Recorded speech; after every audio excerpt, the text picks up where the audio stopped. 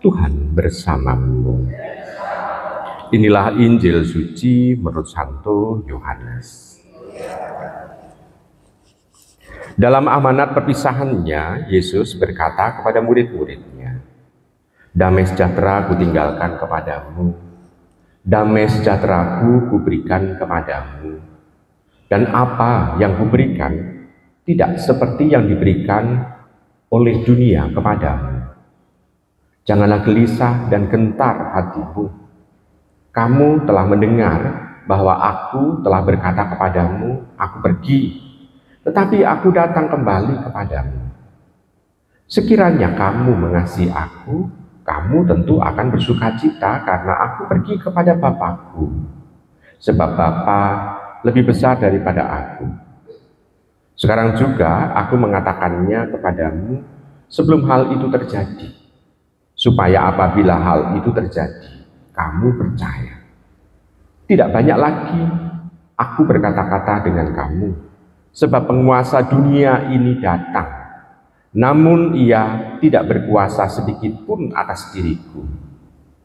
Tetapi dunia harus tahu bahwa Aku mengasihi Bapa dan bahwa Aku melakukan segala sesuatu seperti yang diperintahkan Bapa kepadaku." Demikianlah sabda Tuhan.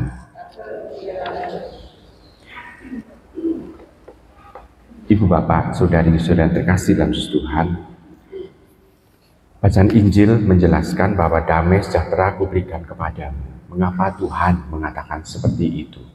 Karena waktu Tuhan itu mendampingi para murid sempit sekali. Semenjak mulai perutusan sampai dia wafat, orang menghitung 3 tahun.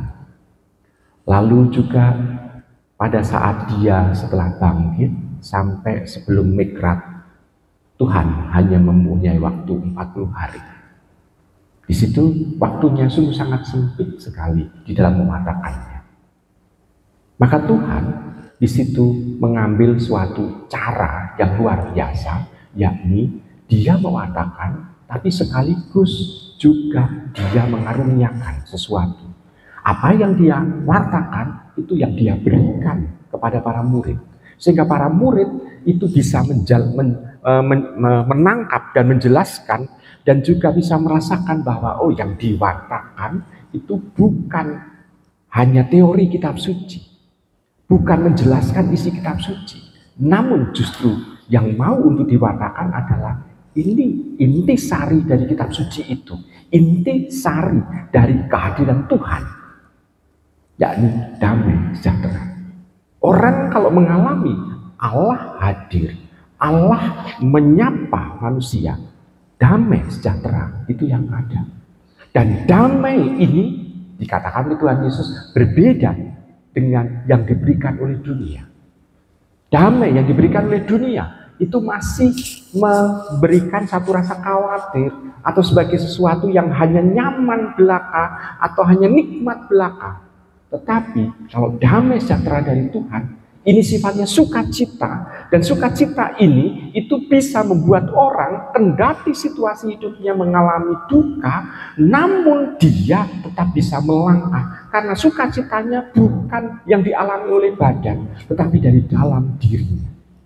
Dan itu sebetulnya yang dikaruniakan Tuhan kepada setiap orang yang percaya kepadanya. Nah, anugerah ini hendaknya jangan kita sia-siakan, karena beriman berarti memasrahkan diri kepada Tuhan, dan kalau memasrahkan diri kepada Tuhan berarti menyediakan hati untuk kehadiran Tuhan, dan kalau menyediakan hati untuk kehadiran Tuhan, Tuhan mengisi hati itu dengan kehadirannya, dan kalau Tuhan mengisi dengan kehadirannya, maka tidak akan ada ketakutan dan kekhawatiran walaupun situasi perjuangan hidup ini sungguh sangat berat.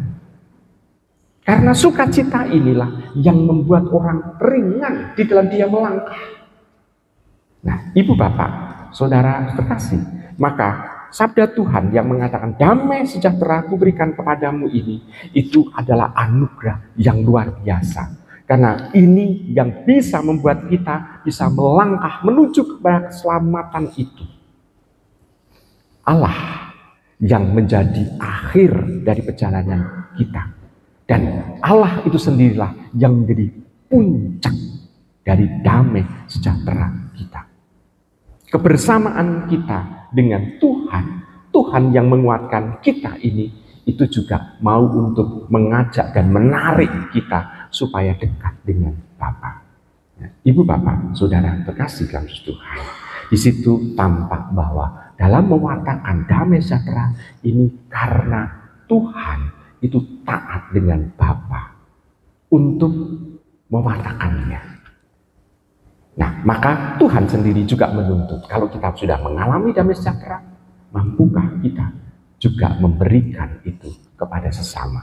Dengan seperti itu, maka Bapa memberikan kepada Putra, Putra menganugerahkan kepada kita, dan kita juga membagikan kepada sesama. Sehingga kita tahu damai sejahtera yang kita bagikan akan memberikan damai kepada setiap orang yang kita jumpai. Selamat merenungkan.